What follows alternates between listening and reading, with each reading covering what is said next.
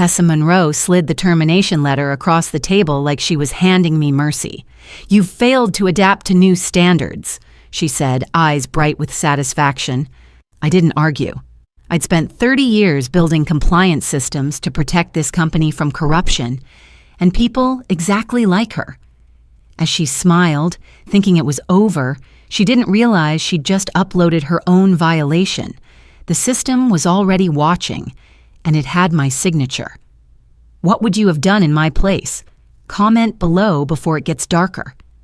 Tessa Monroe didn't even look up when she told me I was done. Her voice was smooth, rehearsed, the kind people use when they've practiced cruelty in the mirror. "Glenda, you've failed to comply with our updated ethics standards," she said, sliding the termination letter across the polished conference table. Behind her, the blinds were half closed, slicing the morning light into sharp bars that fell across my face like judgment lines. I sat there, hands still, heart pounding slow and heavy.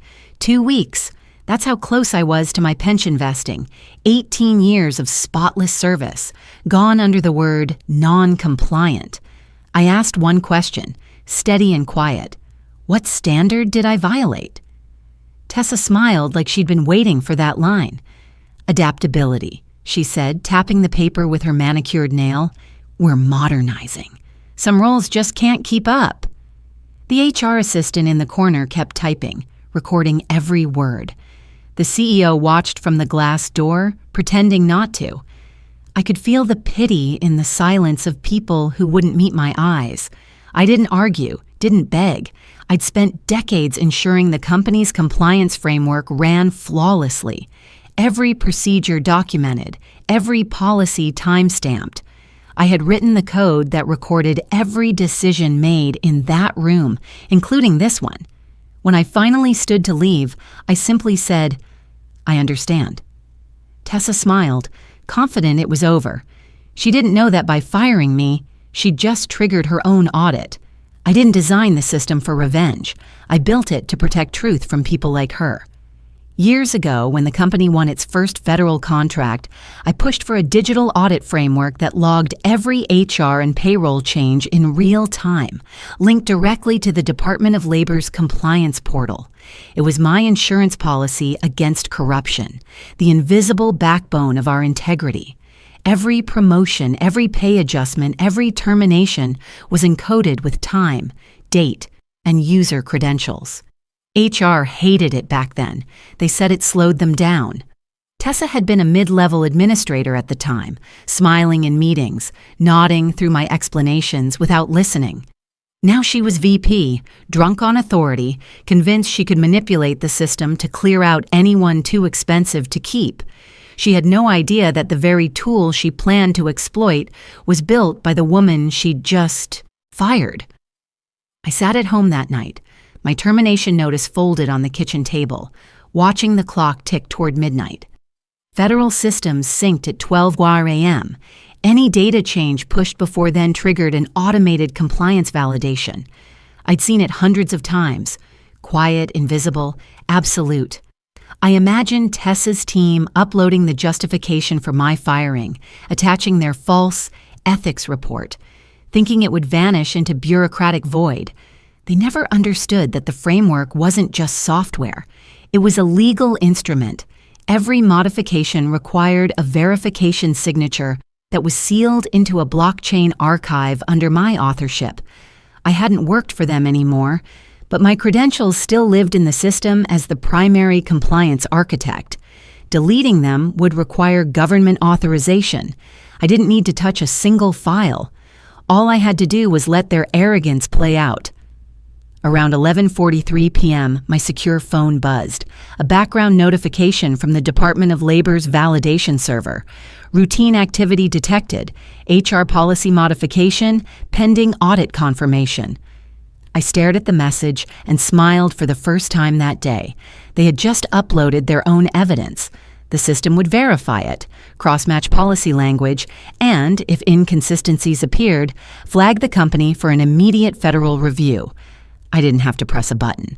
The safeguard was already awake, waiting for them to lie. By morning, the calls started.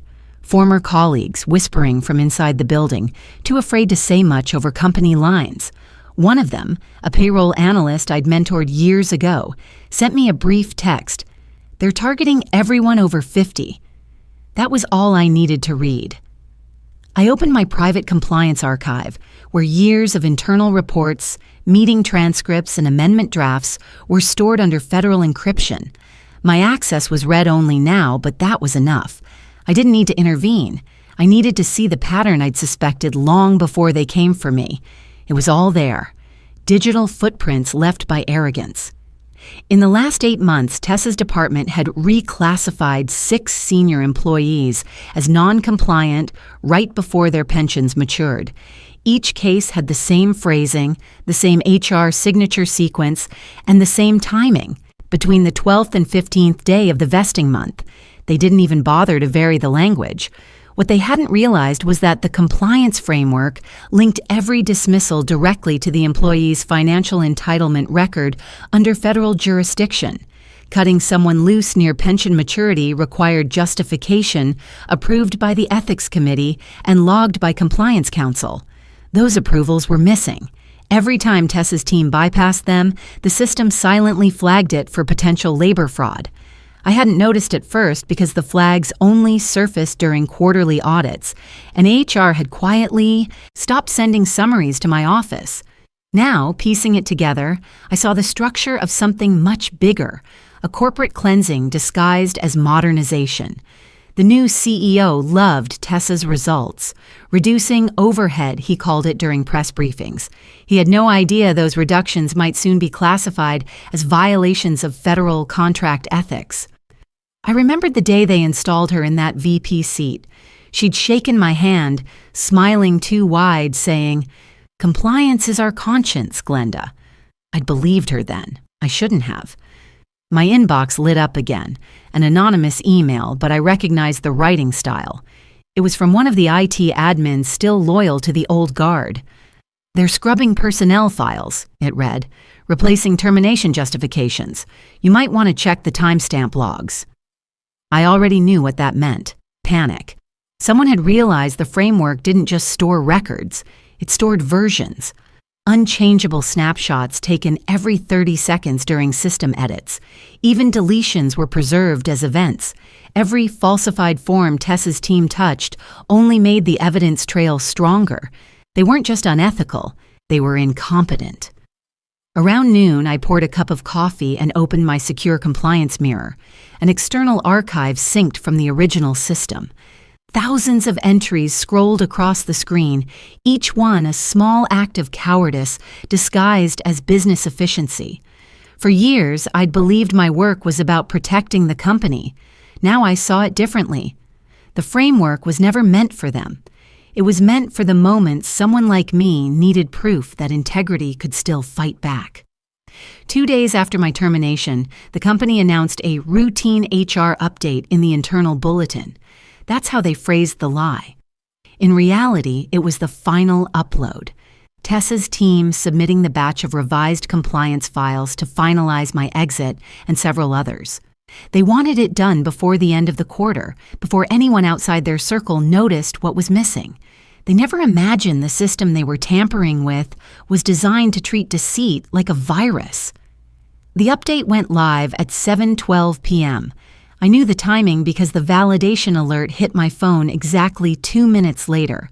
The message was sterile, bureaucratic, harmless to anyone who didn't know what it meant. Federal contract audit marker triggered, pending review of pension eligibility termination event. I exhaled slowly, not with excitement but relief. The framework had done what it was meant to do, protect people like me from people like her. At that same hour, deep inside the Department of Labor's secure servers, an automated script began its cross-jurisdictional comparison. It matched the company's HR logs against federal pension compliance statutes. Every inconsistency was flagged, cross-referenced, and queued for human review. The process didn't ask for permission, didn't need a complaint. It was built to self-activate under specific parameters. If a termination occurred within 30 days of pension vesting without documented legal cause, Tessa's team had just tripped every single threshold. I didn't move. I didn't email anyone. I didn't have to. The system would send its report within 48 hours to the Contracting Oversight Division. It wasn't revenge. It was gravity. Actions meeting consequences. But I couldn't help picturing Tessa's face when the first inquiry arrived.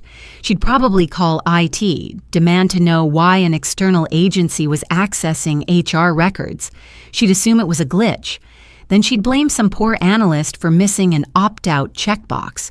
I'd seen it all before. Panic disguised as leadership. The funny thing was, the trigger mechanism hadn't been hidden at all. It was listed in our federal compliance documentation under automated safeguard parameters. It had been approved, signed, and filed under her own name when she'd first taken office. Her arrogance wasn't just ignorance, it was negligence, documented in triplicate. By the next morning, the process had reached phase 2, notification cascade. A small storm of data confirmations left our servers, hitting federal endpoints like dominoes. Once the cascade started, no one, not even the CEO, could halt it without special authorization. That was the beauty of federal integration, independence from human interference. I sat at my kitchen table drinking coffee, listening to the rain against the window. Every raindrop sounded like a digital ping from the servers, small, precise, unstoppable. Around mid-morning, I received a call from David, one of the few remaining compliance officers I trusted. His voice was shaking. "Glenda, something's happening. The Department of Labor just sent a notice to HR requesting full audit access. They're freaking out. Did you—" I smiled faintly. "No, David. The system did exactly what it was supposed to." He didn't speak for a moment, then said softly, "You built a time bomb." I corrected him gently. "No, I built accountability." Later that afternoon, as I watched the city traffic move in slow, deliberate rhythm, I thought about all the years I'd been told compliance was a formality, that ethics was paperwork. They were about to learn that the paper bites back. By nightfall, my phone buzzed again. Another message, this one from the Federal Compliance Portal. Preliminary audit notice issued to employer. Case ID FLC 78294. That was the official signal. The gears had started turning, and no one, not Tessa, not the CEO, not even I, could stop them now. By Monday morning, the building was a hornet's nest. I knew it from the tone of the first voicemail. David again, speaking in a whisper like someone calling from a hostage situation. "Glenda, they're in the lobby. Federal auditors. Tessa looks like she hasn't slept. The CFOs. Locked in a call with legal." I closed my laptop and leaned back, letting the silence of my apartment contrast with the chaos I could picture downtown. The Department of Labor didn't do courtesy visits. When they arrived, it meant the system had already found probable violations. Within hours, every HR terminal in the compliance network went into restricted mode. The federal audit overlay replaced the normal login screen with a gray banner. System under review, unauthorized access prohibited. To the untrained eye, it looked like maintenance. To Tessa, it meant disaster. She'd probably called it first, yelling about glitches. Then she'd realized the access lockout wasn't internal. It was federal. I could almost hear her heels pacing the executive floor, that clipped rhythm of someone trying to keep control while the walls closed in. News traveled fast in offices like ours. By midday, whispers had spread through every department. Words like pension, investigation, and fraud passed in half sentences by people pretending to refill their coffee. When fear hits a workplace, it's not loud, it's quiet. It lives in sideways glances and in the sound of printers that suddenly stop mid-page. Meanwhile, federal auditors began interviewing employees, starting with HR associates. Every recorded decision made under Tessa's authorization was pulled from the system, each one time-stamped and matched to missing justification files. They found 6 other terminations matching mine, same phrases, same missing forms, same manipulated ethics codes. Each one was a nail in her professional coffin. The CFO tried to spin it, claiming data migration errors. But the timestamps didn't lie. The framework showed that the false edits happened after payroll submission and before pension reporting.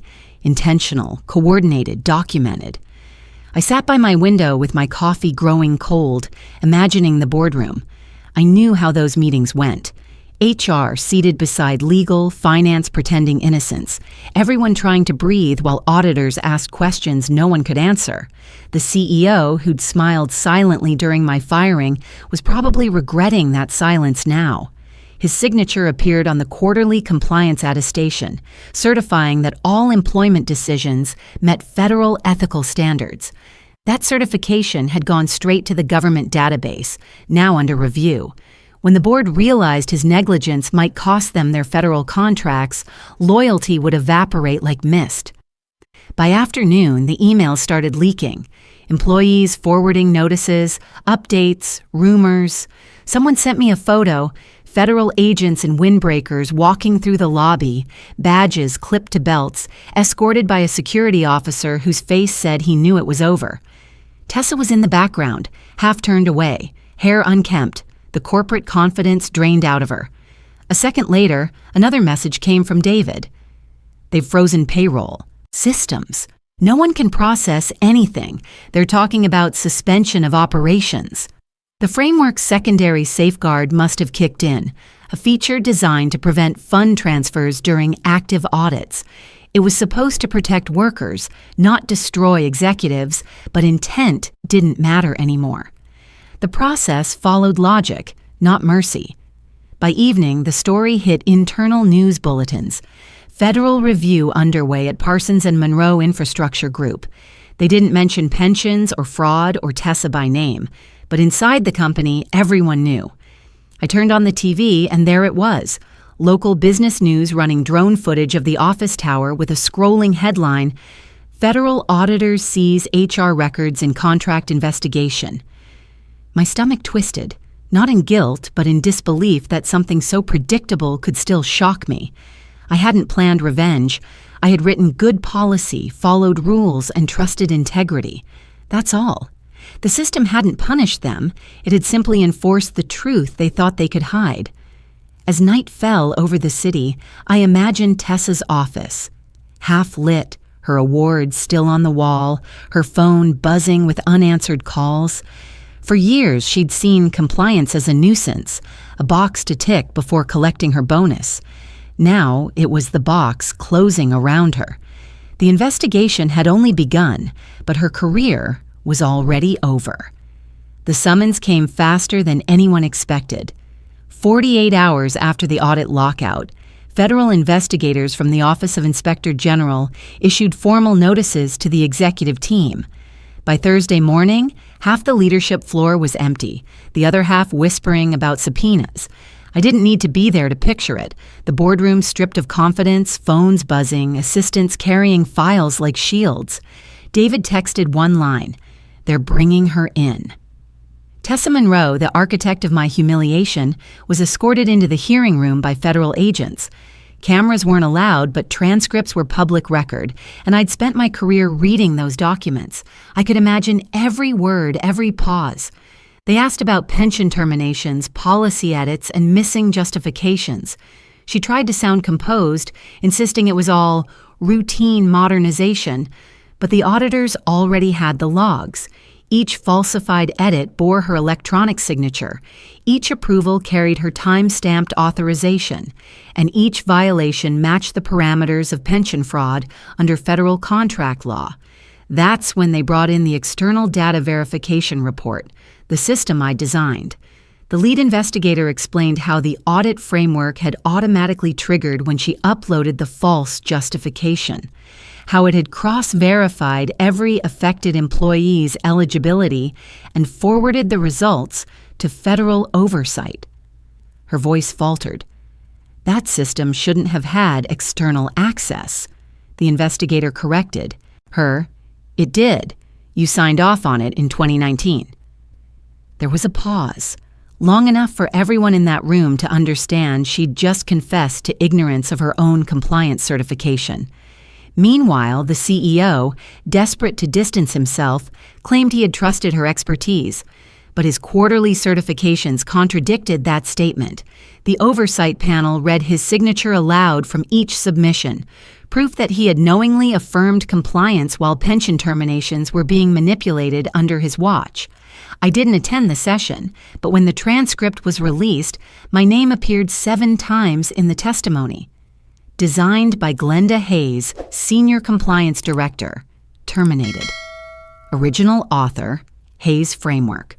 Trigger protocol initiated per Hayes audit sequence. My work, my integrity, had become the evidence. By afternoon, the Department of Labor issued a press release confirming federal violations under pension protection statutes and fraudulent misrepresentation of compliance. The company's federal contracts were suspended pending investigation. Tessa's employment was terminated immediately. Her corporate bio vanished from the website before sunset. Later that evening, a local news outlet released leaked audio from the boardroom, Tessa shouting that it was Glenda's fault, that I'd sabotaged the system to make them look bad. The irony almost made me laugh. I hadn't sabotaged anything. I'd safeguarded it, and the system had simply held her accountable. That night, David called me. "They're saying you might be asked to consult during the remediation process," he said. I hesitated before answering. If they want the system rebuilt, I'll help, but not for them, for the people who got hurt. Silence, then a soft exhale of relief on his end. He understood. Justice didn't need to be loud, it just needed to be documented. The next morning, the news broke nationally. Federal contractor accused of pension fraud following internal compliance trigger. My coffee went cold as I read the headline, my name buried deep in the article under source familiar with the original compliance framework. That was enough. I didn't need credit. I needed truth. And truth had spoken, line by line, timestamp by timestamp. Tessa's arrogance had rewritten the rules to erase people like me, but in the end, the rules erased her. The investigation dragged on for months, but I didn't wait around for its outcome. I had no reason to. While they scrambled to rebuild their reputation, I accepted an offer from the Federal Labor Task Force to consult on ethical compliance reform. My days filled with case reviews, policy revisions, and training sessions for inspectors who wanted to understand how corporate manipulation hides inside polished reports. It was quiet work, methodical, the kind that restored something inside me. The company that had discarded me was now under federal supervision, its contracts frozen until it proved full compliance with pension law. One morning, David called again, his tone lighter this time. "They're using your framework nationally," he said. "Your name's in the official compliance model. Everyone's calling it the Hayes Protocol." I didn't know whether to laugh or cry. The system that had once been dismissed as overcomplicated was now a national standard. HR directors were attending webinars on the very audit mechanisms Tessa had tried to disable. Somewhere in that same building, new faces were sitting in the conference room where I'd been fired, discussing integrity like it was a rediscovered treasure. I didn't feel vengeance. I felt clarity. The whole ordeal had stripped away the illusion that morality and management were the same thing. They weren't. Management protects power. Morality protects people. I hadn't won by fighting louder. I'd won by building something that couldn't lie. As winter turned to spring, a formal acknowledgement letter arrived from the Department of Labor. It wasn't emotional, but it carried weight.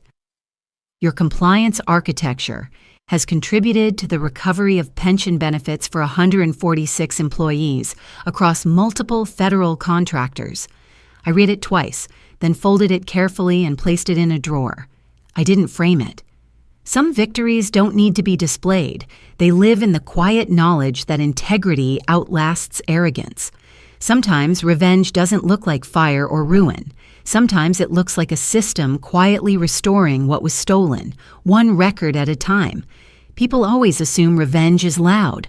A slammed door, a shouted truth, a headline splashed across screens. But real revenge, the kind that leaves a mark, moves in silence. It's the document you archived years ago, the policy clause no one bothered to read, the timestamp that doesn't lie. I used to believe fairness was enforced by leadership, that integrity depended on who sat at the top. Now I know it lives in the systems we build and the evidence we protect. The company thought they'd written me out of their story, but all they did was activate the one I'd already written. They called me non-compliant. They called me obsolete. But every safeguard, every code, every audit trail had my fingerprints on it, and that's what brought the truth to light. Sometimes the best revenge isn't about winning back what you lost. It's about designing something that makes corruption impossible to hide. That's what endures. Systems remember when people choose to forget. Losing that job took more from me than a paycheck. It took my rhythm, my sleep, and a piece of my belief that good work was protection enough. For weeks after the firing, I kept waking at 3 a.m., thinking about the years I'd traded for loyalty. I'd built something unbreakable for a company that turned out to be fragile, where it mattered most. Its ethics. That realization hurt more than the loss itself. The truth is, betrayal at work doesn't come from strangers. It comes from people you trained, people who once asked for your help, people who smiled in meetings while sharpening their next move. When the audit system I designed exposed them, I didn't feel triumphant. I felt hollow. Justice had a cost, and I'd already paid it in exhaustion, in weekends missed, in trust spent on the wrong people. But somewhere in that emptiness, I found a quiet strength, the understanding that preparation is a form of self-respect. You don't document for revenge. You document because someday you might need to protect your own truth. For anyone listening who's been through something like this, remember that silence isn't weakness. It's the sound of discipline gathering proof. And when the time comes, your evidence will speak louder than your anger ever could. How to get started today. Keep records of every decision that affects your role, dates, names, and reasons. Don't assume loyalty replaces accountability. Verify everything you're told. Set boundaries early. Exhaustion doesn't earn respect. It invites exploitation. Build quiet allies, people who value facts over politics. Remember that protecting yourself isn't paranoia, it's preparation. What would you have done in my place? Stay silent or fight back? Share your thoughts below. Someone else might need your lesson tonight.